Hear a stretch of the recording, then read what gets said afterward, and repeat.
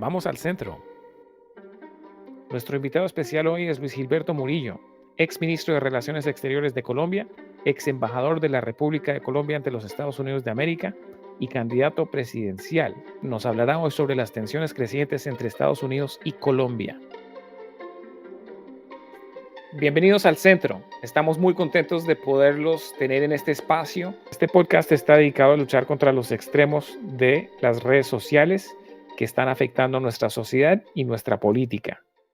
Nos han estado pidiendo muchas personas que hagamos lo que estamos haciendo en inglés ahora en español y no podríamos imaginarnos una mejor manera de hacerlo que tocando uno de los temas más importantes del momento y hacerlo con alguien, con un experto que realmente no tiene comparación para el momento que estamos viviendo. Estamos hablando precisamente de nuestro invitado especial, Luis Gilberto Murillo, quien fue el canciller de Relaciones Exteriores de Colombia hasta enero de este año, bajo el gobierno actual.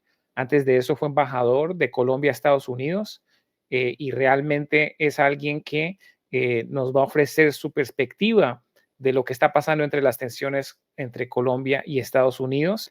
Mi nombre es Luis Miranda, yo soy ex asesor del presidente Obama en comunicaciones. También trabajé en el gobierno del presidente Biden durante su mandato en el Departamento de Seguridad Nacional, precisamente trabajando también en muchos de estos temas que están dominando las noticias regularmente en cuanto a los derechos civiles, la seguridad nacional y la colaboración internacional en temas de lo que es la migración irregular, la seguridad fronteriza, la lucha contra las organizaciones transnacionales criminales y mucho de lo que vamos a estar tocando en este tema. Y estamos muy entusiasmados de pues, tener este nuevo formato en español para ustedes y acompañado aquí por el ilustrísimo Carl Meacham, quien fue asesor de los republicanos, el más alto asesor en temas hemisféricos en el Comité de Relaciones Exteriores del Senado. Carl, un gusto estar aquí contigo.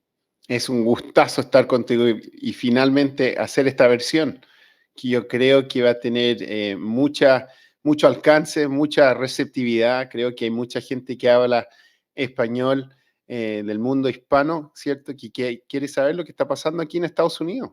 Nos hacía Y, falta y estamos volviendo a nuestras raíces. exacto, y podemos hablar con nuestros acentos autóctonos distintos, ¿cierto? Y que la gente vea que somos personas quizás distintas en español. Carl, Eh, te tenemos que llamar Carlos Eduardo para esta versión. exacto, exacto. Carl Eduardo, ese es mi nombre. Y mira que estos temas que estamos tocando, pues todo lo que está pasando en este momento impacta tanto a la comunidad de habla hispana, la comunidad latinoamericana en Estados Unidos y va a seguir, porque no es solo el tema de la inmigración, es el tema de las relaciones regionales, del comercio, de lo que va a ser el futuro de las relaciones entre todos estos países, en algo que en los últimos años había un acercamiento que en este momento realmente está bajo peligro. Y pues por eso es tan importante que estemos teniendo esta conversación, pero también que en algún momento vamos a tener que volver a algún tipo de normalidad, ¿no?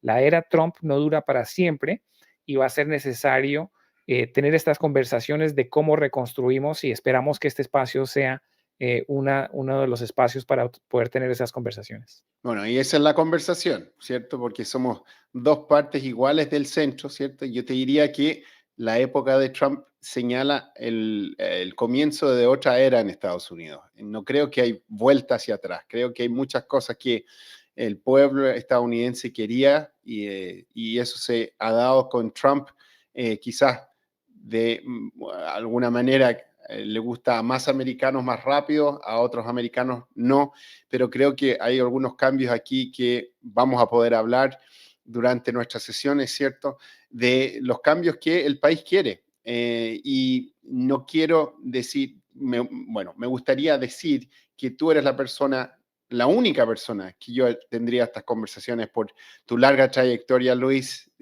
Siempre hace 20 años cuando nos conocimos, tú estabas trabajando para el presidente Obama, creo, en esa época, y yo para el senador Lugar hablamos sobre migración y tuvimos nuestros encuentros en cuanto al tema. Así 16 que, años, creo.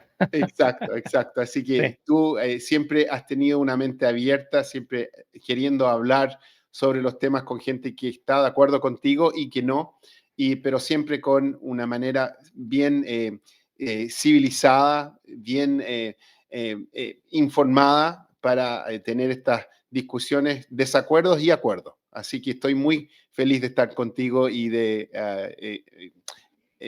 hacer este proyecto junto contigo. Y Carl, recuerda que cuando saliste del Senado estuviste trabajando en América Latina durante unos años y nos encontramos en Chile precisamente porque yo fui como parte de una delegación del Departamento de Estado donde estábamos tratando de tener esa misma conversación, ¿no? Que podemos tener desacuerdos políticos, Exacto. pero sentarnos juntos a debatirlos era algo que antes el gobierno estadounidense avanzaba, que ahora no se reconoce, ¿no? Lo que estamos viviendo. Yo hice ese viaje con un republicano y nos vimos en ese entonces allá, y eso ya parece como historia pasada. Sí, nos encontramos en Chile. Yo estaba trabajando para Uber en Chile, dirigiendo la dirección de los temas en, con los gobiernos de los países en Latinoamérica, en el Cono Sur, con Uber, en relaciones gubernamentales, ¿cierto? Y tú llegaste, estabas ahí hablando, creo que en la Universidad Católica, y la embajada estadounidense había auspiciado este programa y ahí te vi y Sí, lo estabas haciendo muy bien y ahí nos quedamos conversando y creo que inclusive fuimos al aeropuerto juntos. sí. Así que sí, ahí estaba hace mucho tiempo, Muchos años pero de colaboración y de conversación sobre lo que ese se mismo. necesita para tener una democracia que a fin de cuentas es lo que se requiere, porque mira que la economía, la tecnología, todo va a seguir avanzando. La inteligencia artificial que está cambiando la cara de todo lo que está sucediendo, no va a esperar o no se va a ceñir a lo que es la política trumpista, va a cambiar las cosas y lo que ahorita el gobierno estadounidense avanza, le va a ser difícil acomodarse a lo que va a ser la nueva realidad económica, pero esa realidad económica y esa realidad social que se va a avanzar bajo la inteligencia artificial va a cambiar todas nuestras sociedades y todos nuestros gobiernos y toda nuestra economía. Y falta ver qué gobiernos van a estar listos para eso. Así que también pues esperamos tener esa conversación en los episodios que vienen, porque eso es parte del tema de cómo está cambiando el mundo en este momento. Sí, y Pero ahí lo que yo te comentaría también es la importancia que todo tiene esto, porque el gobierno estadounidense ahora se está enfocando en la región. sí, Y por mucho tiempo, creo que por lo menos gente que lidiaba con la región, como tú y yo, alegábamos que no le están prestando atención a la región. Inclusive escribimos una cosa, creo, hace unos años atrás en el Miami Herald sobre la importancia de los temas que tenían que ver con la región en las elecciones presidenciales.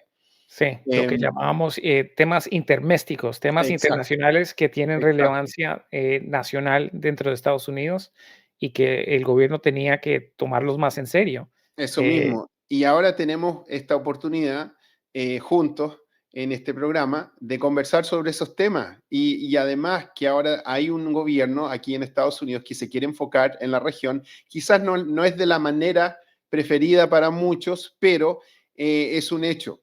Y vamos a estar aquí para conversar sobre estos temas, para hablar de estos temas de manera balanceada. Yo creo que mucho que se ha visto aquí en Estados Unidos, pero también en la región, no es solamente un tema que se ve solamente en Estados Unidos, pero la polarización política es algo que está empezando a erosionar la conversación diplomática, democrática, disculpa, diplomática también.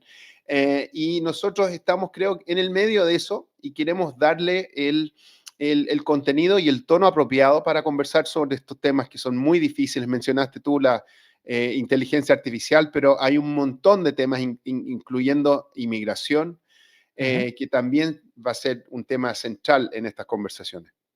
Y creo que este gobierno, de la manera que está llevando a cabo las cosas, mira a América Latina simplemente a través de un prismo del narcotráfico, y creo que la región lo va a sorprender y va a seguir sorprendiendo. Vamos al centro del tema. Tenemos con nosotros una de las figuras más destacadas de Colombia, quien ha trabajado en varios gobiernos en temas de amplio alcance, incluyendo el desarrollo sostenible.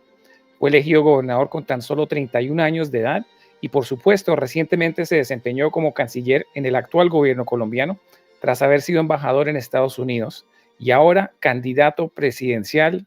Luis Gilberto Murillo Tocayo, muchas gracias por estar con nosotros. Gracias por la oportunidad. Claro, no, nosotros nos conocimos brevemente durante mis visitas a Colombia con el secretario de Seguridad Nacional en el gobierno anterior.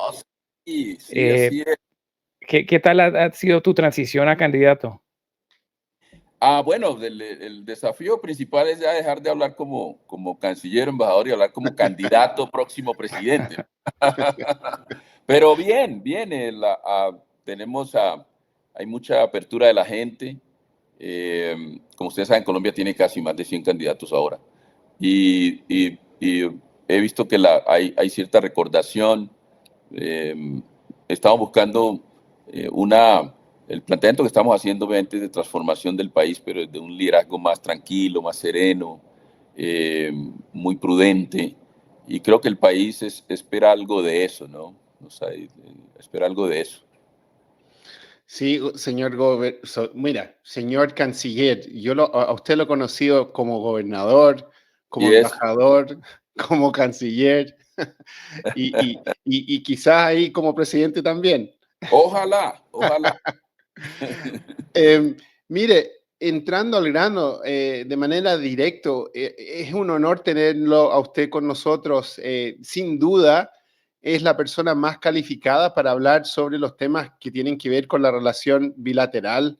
Su experiencia internacional es muy larga y muy llena, desde los estudios que tuvo en Moscú. Vivió en el exilio aquí en Estados Unidos tras ser víctima de violencia política, ha trabajado en procesos de colaboración internacional y además es el primer ministro afrocolombiano en la historia de Colombia. Poquitas cosas, Sí, viendo hacia atrás, ha sido bastante, pero sí, eso también muestra que Colombia es un país de contrastes, ¿no? Sí. Hay avances en algunas áreas, sobre todo en profundización de la democracia, pero aparecen nuevos desafíos. Exacto. Y mira, uno de esos desafíos es la relación bilateral, pues. Y entrando al grano, como decimos acá, ¿cómo describiría hoy el estado de la relación entre Estados Unidos y Colombia? ¿Cree que estamos enfrentando una crisis momentánea o este es un deterioro estratégico de largo plazo? Yo creo que es una crisis que ha tenido una serie de impases que se han ido superando, pero se mantiene allí. Es decir, a veces estamos en crisis, otra vez estamos en un impasse, pero creo que hay un deterioro que ya está asumiendo las connotaciones de afectación estratégica, sobre todo cuando, digamos, esta relación, y Carl, tú la conoces muy bien, porque yo te conocí dirigiendo, obviamente, el equipo técnico del Comité de Relaciones Exteriores con el senador Lugar, y tú sabes, es decir, aquí habían espacios para maniobrar y para poder colocar matices de diferentes administraciones, de diferentes ciclos políticos, tanto en Colombia como en Estados Unidos. Sí. Entonces uno adaptaba, pero habían fundamentales, bases de esa relación. Y esa base estaba muy asociada a la cooperación en seguridad y a la cooperación judicial. Porque el mayor desafío, obviamente, que hemos tenido son las redes criminales, Sí. que han ido mutando. Y ahora el desafío es mayor porque ya no son los carteles de la droga colombianos o los carteles mexicanos, sino que son redes criminales transnacionales que involucran ya a muchos países. Entonces, con más razón necesitamos mantener esas bases, que es la cooperación militar, la cooperación policial, la cooperación en inteligencia y la cooperación judicial. Y allí hay un tema que parte de la confianza, porque se generaron circuitos de confianza muy fuertes. Es decir, no solamente yo estaba hablando ahora en medio de esta crisis con algunos generales de las distintas fuerzas en Colombia que conozco ya en retiro y que me están compartiendo sus preocupaciones. Y una de ellas es, mira, Colombia llegó a tener con Estados Unidos una relación muy de interoperabilidad, no solamente para los desafíos en Colombia, sino hemisféricos. Pero además de eso ya se entrelazaron los organismos de seguridad. Algún general me decía, es que más allá inclusive del trabajo conjunto y de la confianza que se dio, se crearon hasta relaciones de amistad entre ellos. Sí. Más, se retiran y siguen en ese diálogo. Eso hoy se está afectando. Te voy a dar un ejemplo cómo se afecta. Si yo le pongo problema a un general en retiro para que tenga una visa para entrar a Estados Unidos, rompes una relación de confianza de años. Entonces, esa parte estratégica sí creo que es la primera vez que pareciera que se está afectando. Lo que tenemos es que desescalar esas diferencias y volver a darle rumbo a esta relación. Porque esta relación no puede estar en medio digamos, de la personalidad, el temperamento, etcétera, de los presidentes. Porque inclusive esta relación ha estado por encima de los ciclos políticos. Sí. Entonces aquí necesitamos mucha madurez de ambos lados para entender que lo que está en juego aquí es la seguridad hemisférica. Y está en juego porque Cari y Tocayo, eso está en juego porque los que ganan, con esto que yo estoy viendo, los que ganan, pues son los malos, son los narcos. Ya no solamente es narcotráfico, es trata de personas, es comercialización de recursos naturales como oro ilegal, hay mucha cosa ahí ya, armas, en fin. Entonces yo creo que se requiere mucha madurez y yo he visto que, y yo he insistido, hay que darle espacio a que los diplomáticos hagan su trabajo, pero hay que apartarse de esa, y yo he hecho un llamado al presidente de Colombia, hay que evitar esa diplomacia de las redes sociales y de los opinólogos y de los análisis y ojalá, y eso es otro llamado que yo he hecho al gobierno colombiano, esto no puede ser esta relación que es tan importante, que yo valoro mucho porque, y tú recuerdas, Carl, lo que trabajamos y con mi tocayo, ahora lo que trabajamos en migración. Esta relación ha permitido que avancemos en muchos objetivos de sociales, no solamente de seguridad, etcétera. Esta relación hay que cuidarla. Sí. Y si la relación hay que cuidarla, hay que entender que tenemos que estar por encima de esas diferencias que vemos ahora y de esa discusión pública que se está dando, que no conviene, la verdad. Sí, por mucho tiempo las relaciones que existían entre Estados Unidos y Colombia eran las más cercanas de todo el hemisferio. Eran relaciones institucionales. Y ahora, bueno, estamos viendo distintos desafíos. Últimamente, expertos han calificado los recientes ataques en el Caribe como ejecuciones extrajudiciales. Y el presidente Trump confirmó que la CIA participa en operaciones letales en aguas cercanas a Venezuela. Desde su experiencia diplomática, ¿estas acciones violan el derecho internacional y la soberanía de países como Colombia? Yo creo, lo que puedo decir en eso, Carlos, es que hay que mantener a este hemisferio con un hemisferio de paz.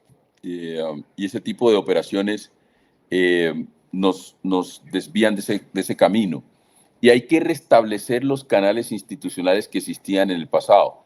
Tú recordarás que se tenía un comité de discusión de asuntos estratégicos de seguridad, donde al más alto nivel se reunían funcionarios colombianos, funcionarios de Estados Unidos y a veces se invitaban de otros países. Estos temas hay que discutirlo en esos escenarios, porque lo unilateral no ayuda. Entonces, hay escenarios para eso, espacios institucionales.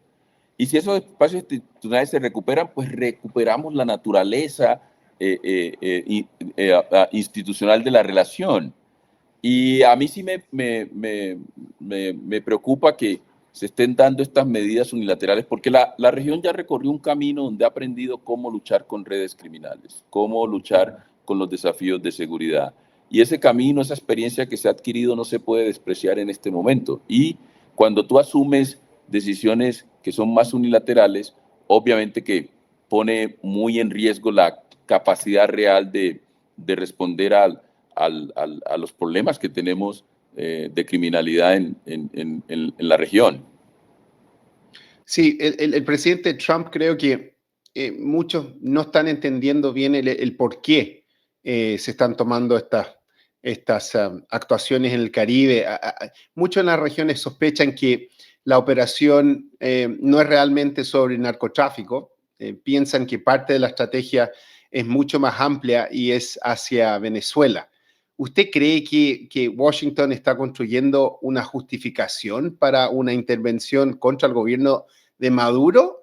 Y si ese conflicto escala, ¿debería involucrarse Colombia militarmente o mantenerse al margen? Cuando a mí me hablan de involucramientos militares, etcétera, me parece algo muy, eso es, yo insisto, tenemos que mantener un hemisferio como un hemisferio de paz.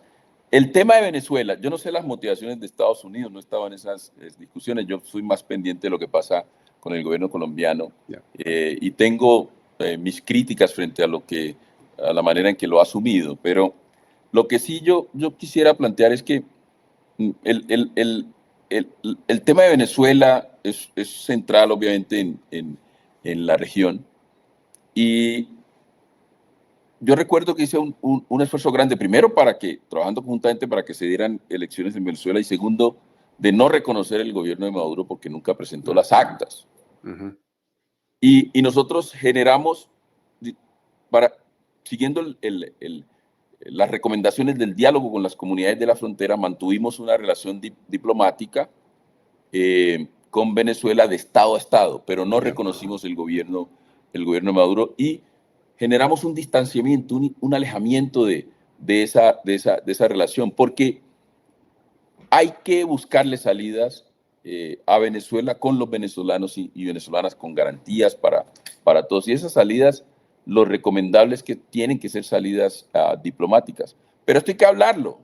Entonces, si no hay interlocución entre los países para hablar de manera franca y sincera de cómo pueden acompañar un proceso en Venezuela, pues es complicado y es difícil. Entonces, ya pensar en cuáles son las motivaciones del gobierno de Estados Unidos o del colombiano, ese ya es un escenario más de la especulación, y yo creo que aquí lo que tiene es que hablar, hay que generar los canales de interlocución, porque yo sé que Estados Unidos ha intentado algunas salidas diplomáticas desde hace mucho tiempo. Uh-huh. Ahora vemos que hay este otro abordaje que tiene sus críticas. Pues hay que sentarse a ver cómo se responde de una perspectiva de región o de hemisferio frente a los desafíos de ese país.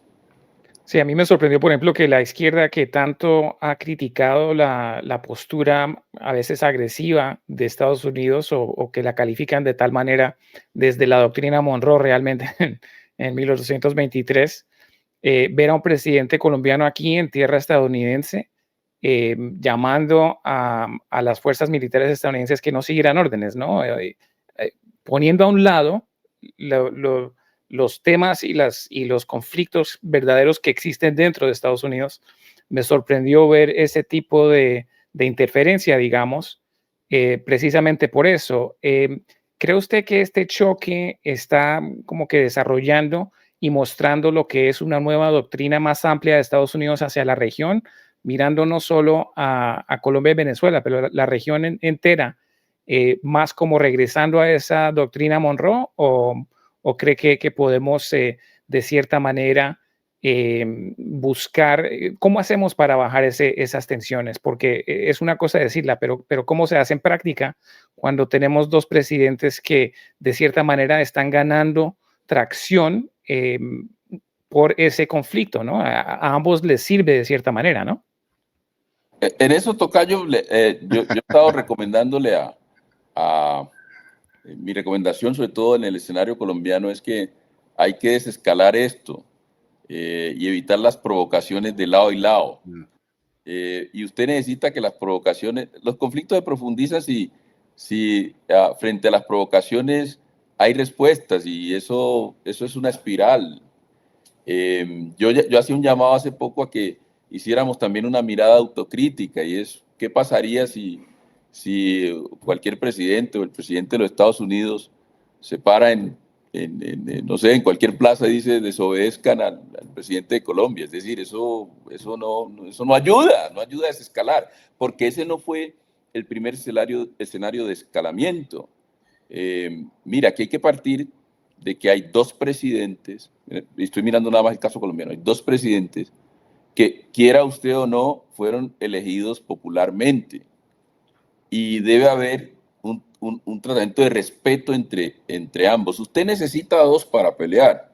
Entonces, fue un evento de escalamiento de declaraciones, etcétera, provocaciones que nos ha llevado en 6 meses a la situación que tenemos hoy, que en últimas termina perjudicando a la gente en Colombia y obviamente a la gente en los Estados Unidos y en la región, porque Colombia, es que el mensaje que yo mandaba en Colombia es, mire, la relación de Colombia y Estados Unidos es tan especial, sigue siendo aún en medio de estas dificultades, tan especial, que lo que se dé en el marco de esa relación afecta al resto de la región y algunos pueden tratar de emular ese comportamiento que no nos lleva a nada bueno.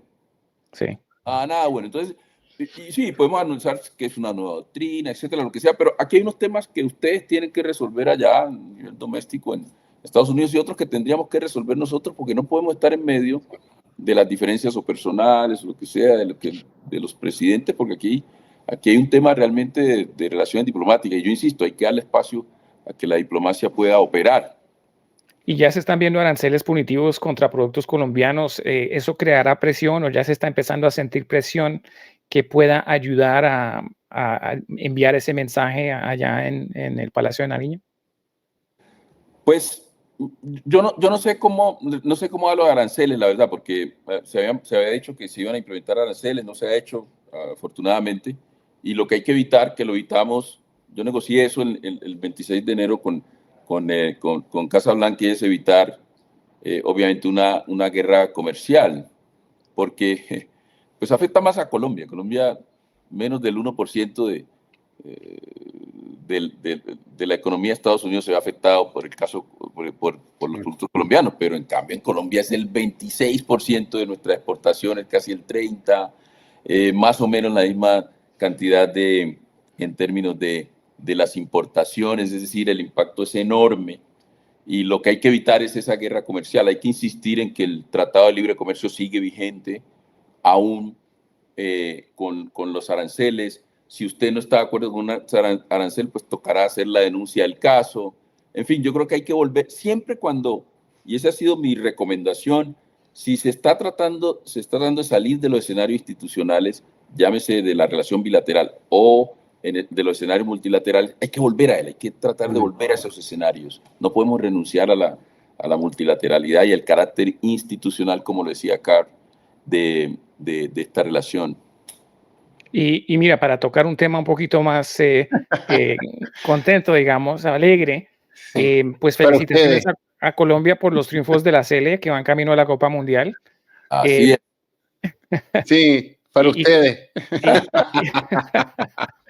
Y con un equipo que realmente está mostrando fuerza, toca decirlo, pero hay preocupación sobre el manejo de la FIFA ante las amenazas de ICE sobre los torneos que se lleven a cabo aquí, o la posible dificultad de conseguir visas para los fanáticos que quieran asistir a los partidos. ¿Has visto ese tema o tienes sentido de si está causando preocupación? Pues al menos no lo he visto en la agenda acá. Con tantos temas que tenemos acá, ese no está alto en la agenda colombiana. Creo que ese ya es más de ustedes allá. Subirá, pero todavía no está alto. ¿Cuánto le queda en cuanto a la campaña? La elección es en mayo, ¿no? En mayo tenemos el calendario siguiente. En noviembre se cierran inscripciones, en diciembre, perdón, para Congreso de la República, Senado y Cámara. En el 31 de enero ya hay inscripciones para presidencia, 8 de marzo elecciones de Congreso, 31 de mayo elecciones, primera vuelta de presidencia y 21 de junio segunda vuelta. O sea que ya estamos a 5 meses, 6 meses de las elecciones. Se pasan rápido. Sí, se pasan rápido, pero el campo está muy abierto, la verdad. Y por supuesto, pues hay mucho interés y muchos colombianos que viven en el exterior. Aquí en Estados Unidos, por supuesto, que siempre salen a votar en las elecciones colombianas. ¿Qué mensaje les estás enviando a los colombianos en el exterior? Bueno, el primero es que yo soy uno de ellos porque fui inmigrante por 12 años y entiendo esa problemática y hay que darle un papel más protagónico a la diáspora colombiana en el mundo en los asuntos, en las tomas de decisiones en Colombia, porque imagínate que ya los colombianos, las colombianas en el exterior envían por remesas 12.000 millones de dólares al año. Eso ya superó los ingresos de divisa por café, está ahí casi ahí con petróleo ha ido bajando, entonces se mantiene. Y eso quiere decir que le tenemos que dar el tratamiento que se merece. Inclusive yo estoy proponiendo que se aumente la representación de la diáspora colombiana en el Congreso de la República, tanto en Cámara como en Senado, y crear espacios de interlocución con esta población. Entonces allí estamos haciendo propuestas. Yo dejé y ya afortunadamente ya se creó un nuevo viceministerio, que es el viceministerio de la diáspora y de asuntos consulares, etcétera, que hacía falta en la Cancillería. Y lo que he dicho es que por la experiencia de haber sido migrante, además de haber sido embajador y canciller, tengo una mirada más realista de lo que se debe hacer con nuestra población en el exterior. Es el único candidato que tiene esa mirada, entre otras cosas. Por la experiencia, por la historia de vida. Bueno, usted viene de Maryland aquí, así que Así es. Exacto. Así es. ¿Y vas a hacer campaña por los Estados Unidos? No creer, en algún momento, pero tenemos allá equipos y van a estar trabajando y estamos pidiendo firmas, pero vamos a concentrarnos obviamente en lo que se tiene que hacer aquí en Colombia. Sí, el grueso está en Colombia. Sí. Así es. Bien. Pues señor canciller, no sé si Carl tiene otras preguntas, pero sabemos que tienes muchísimo que hacer. No, súper bien, muchísimas gracias. Así es. Sí, No, a ustedes, tiempo. Tocayo y Carl, me alegra verles de nuevo y aquí seguiremos hablando. Sí, de todas maneras, y suerte, ¿ah? Suerte. Y que vuelvas al show cuando ganes. Exacto. Estaré aquí. Listo. Pues muchísimas gracias. Chao. Hasta luego. Hasta luego, chao. Bueno, ¿qué te pareció? Luis, ¿qué te pareció? Qué conversación tan interesante, me pareció muy pragmático. Se ve que me sorprendió que está diferenciándose del gobierno para el que prestó funciones como canciller y como embajador y mostrando que tiene un sentido de lo que es el pragmatismo de tener que balancear las necesidades y las relaciones con Estados Unidos de una manera responsable. Me pareció a mí que fue la pregunta implícita fue ¿qué es lo que harías tú distinto a el señor Petro? Y creo que las preguntas y las respuestas que dio dieron a conocer cuál sería una alternativa para el pueblo colombiano. Lo respondió contundentemente, realmente muy, muy buena conversación, muy buen diálogo, así que esperamos ver qué sucede, pero ojalá los líderes de ambos países le presten un poquito de atención y traten de reducir las tensiones porque la colaboración aquí entre estos dos países es importante. Sí, y también para Estados Unidos. Ese era el enfoque, porque hay muchos temas ahí en esta conversación o este clash entre Donald Trump y el señor Petro, que si tuviéramos un presidente en Colombia que lo viera de la manera que lo ve nuestro invitado, creo que le daría un tono muy distinto a la relación. Sí, así es. Great. Bueno, muchísimas gracias, Carl. Creo que fue un episodio muy importante y por supuesto nuestro primer episodio en español, así que ojalá podamos seguir haciendo esto. Luis Miranda fue asesor de comunicaciones del presidente Obama y trabajó en el gobierno del presidente Biden como un alto funcionario en el Departamento de Seguridad Nacional. Carl Eduardo Meacham trabajó en el gobierno de Bill Clinton y luego fue el republicano de más alto rango en asuntos hemisféricos del Comité del Senado estadounidense de Relaciones Exteriores.